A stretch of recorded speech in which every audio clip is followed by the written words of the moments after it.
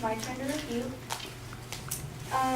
Kiki mentions that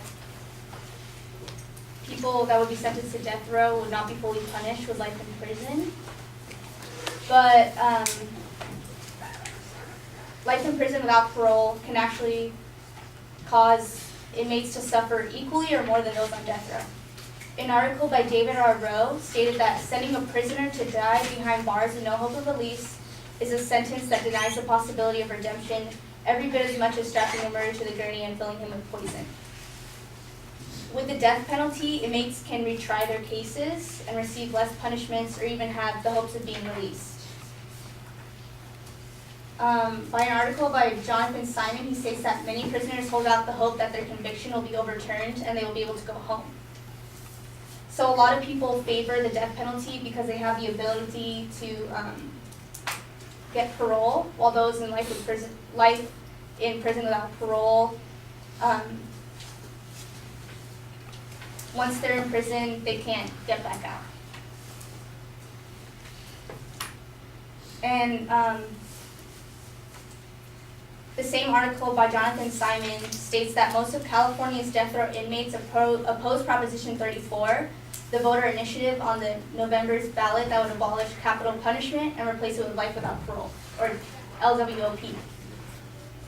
So it's basically saying that death row inmates prefer the death penalty over life in prison without parole because, again, they have the ability to retry their cases and try to get less of a sentence or possibly be released from prison. Kiki also mentions that victims will take justice into their own hands. Well, our policy again is that those on death penalty would be sentenced to life in prison without parole, and people can only seek justice if these people weren't in jail. So there's no way for these people to get their revenge.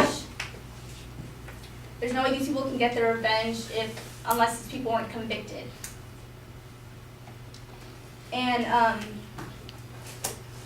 it states that the only time, David R. Rowe states that the only time that someone was placed out of life in prison without parole was 30 years ago when Ronald Reagan commuted the death sentence of a mentally ill inmate to a life sentence. So there's a really small chance of people actually getting released in life in prison without parole. And then Kiki also mentions that it is impossible to get rid of the death penalty with the increasing vote in California. Our policy is towards all of the United States. So although California is in the United States, California can't entirely represent all of the country. Statistics from Pew Research shows that 80% of Americans favored death penalty in 1999, but in 2016 only 49% did. And there are only 98 executions in 1999 and only 20 in 2016. So there is a decline in how people view the death penalty and if they want it or not. And there's also research that shows that people who favor the death penalty don't know about the alternatives like life in prison without parole.